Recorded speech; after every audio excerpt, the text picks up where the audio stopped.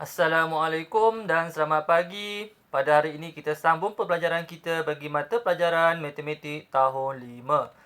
Tajuk koordinat, nisbah dan kadaran, selesaikan masalah.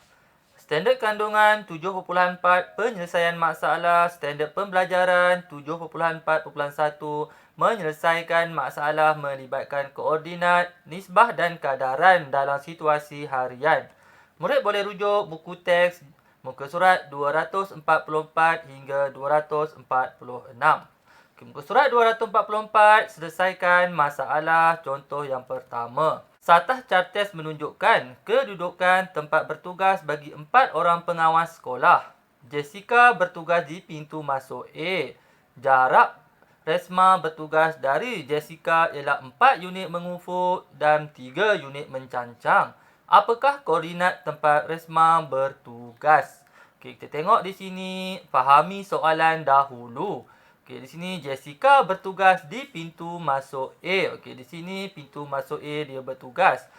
Jarak Resma bertugas dari Jessica ialah 4 unit mengufuk dan 3 unit mencancam. Okey, yang mengufuk ialah paksi X. Okey, yang ini mengufuk dan yang ini mencancang. Dan mahala ke atas ni mencancang paksi Y. Cari koordinat tempat Resma bertugas. Okey, ini fahami soalan dan ini cara kita nak jawab soalan. Kita tengok seterusnya. Fikir cara. Okey, pada cartas sates, tandakan jarak 4 unit mengufuk dan 3 unit mencancang dari pintu masuk A. Selesaikan. Okey, kita selesaikan. Okey, di sini contoh yang diberi tempat Jessica bertugas ialah 1 sifar. Okey, di sini. Dan dia bergerak secara mengufuk. Secara mengufuk sebanyak 4 unit. Yang mengufuk ialah paksi X. Dia bergerak sebanyak 4 unit. 1, 2, 3 dan 4. Daripada kedudukan asal tempat dia bertugas. 4 mengufuk dan seterusnya 3 unit mencancang. Okey, naik ke atas sebanyak 3 unit. 1, 2 dan 3. Okey, di sini ialah tempat Resma bertugas iaitu 53. Okey, 53. Macam mana nak semak jawapan dia? Kita tengok di sini bagaimana nak menyemak. Koordinat tempat Resma bertugas ialah 53. Okey, 53 manakala Jessica tempat dia bertugas ialah koordinat dia 1 sifar. Okey, di sini kita tolakkan koordinat ni, kita akan dapat berapa unit mengufuk dan mencancang. Okey, tengok di sini kita jarak mengufuk, kita ambil yang mengufuk paksi X itu 5 dan 1, kita tolak kita dapat 4 unit. Dan kira jarak mencancang. Mencancang paksi Y 3 sifar. Kita tolak 3 sifar. Kita dapat 3 unit. Okey, di sini betul. Kita bergerak mengufuk sebanyak 4 unit. Dan mencancang kita bergerak sebanyak 3 unit. Oleh sebab itu, koordinat tempat Resma bertugas ialah 53. Okey, seterusnya contoh yang kedua, muka surat 245. Pada asalnya, jisim bungkusan R dan jisim bungkusan T masing-masing ialah 1 kilogram dan 4 kilogram. Herma memasukkan sebiji tembikai susu berjisim 2 kilogram ke dalam bungkusan R. Hitung nisbah jisim bungkusan R yang terkini kepada jumlah jisim bungkusan R dan T yang terkini. Kita tengok di sini penyelesaian macam mana. Ringkaskan maklumat dalam jadual. Kita ada maklumat, kita masukkan dalam jadual. Bungkusan ada 2, R dan T. Jisim asal R 1 kilogram, T 4 kilogram. Jisim sebiji tembikai susu yang dimasukkan ke dalam bungkusan. Kita tahu tembikai susu dimasukkan ke dalam bungkusan R iaitu 2 kilogram manakala bungkusan T tiada, tak dimasukkan. Okey, jisim terkini ialah kita jumlahkan. Di mana R 1 kilogram dengan 2 kilogram kita dapat 3 kilogram manakala untuk T masih kekal 4 kilogram. Okey, tengok di sini. Cari nisbah jisim bungkusan R yang terkini kepada jumlah jisim bungkusan R dan T yang terkini. Macam mana kita nak buat? Okey, kita tengok sini. Lukis gambar rajah untuk mewakilkan jisim terkini. Kita tahu tadi jisim terkini bungkusan R ialah 3 kilogram di mana jisim asal 1 kilogram kita tambah dengan jisim tembikai susu 2 kilogram. Kita dapat 3 kilogram. Manakala jisim terkini bungkusan R ialah 4 kilogram kekal macam yang asal. Okey, seterusnya kita cari nisbah jisim bungkusan R yang terkini kepada jumlah jisim bungkusan R dan T yang terkini.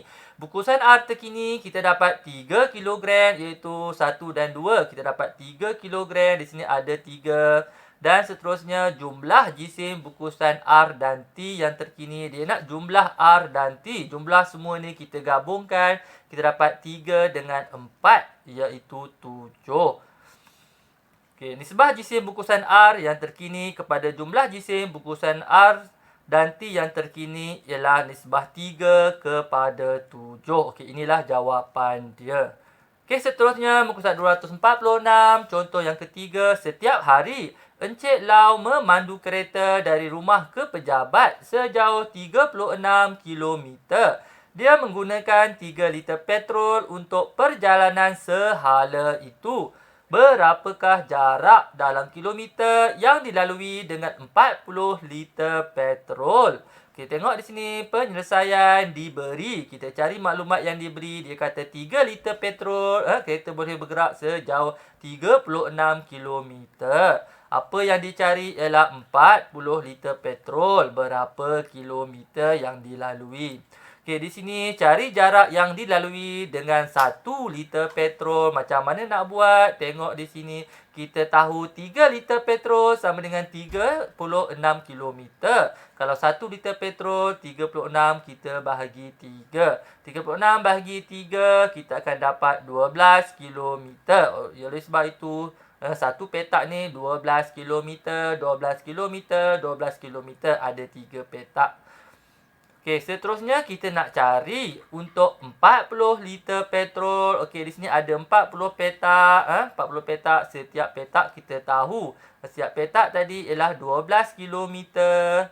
Okey, di sini ada 40 kali 12. 12, 12, 12. Semua 12 ada 40 kali 12. So, 40 kali 12 kilometer kita akan dapat 480 kilometer. Iaitu jarak bagi 40 liter petrol. Okey, jawapan kita dapat dah 480 kilometer untuk liter penggunaan petrol sebanyak 40 liter petrol.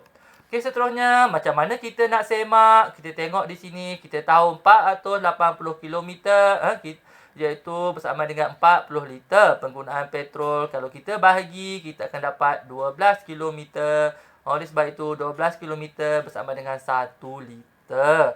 Bila kita cari jarak untuk 3 liter yang asal tadi, bila kita cari jarak, kita darab dengan 12, kita akan dapat 36 kilometer. Okey, betul. Sama dengan yang asal. Oleh sebab itu, jarak yang dilalui dengan 40 liter petrol ialah 480 kilometer. Okey, cikgu harap murid faham apa yang cikgu terangkan. Ini ialah contoh yang terakhir. Sekiranya murid ada sebarang masalah, murid bolehlah hubungi cikgu. Sekian, terima kasih.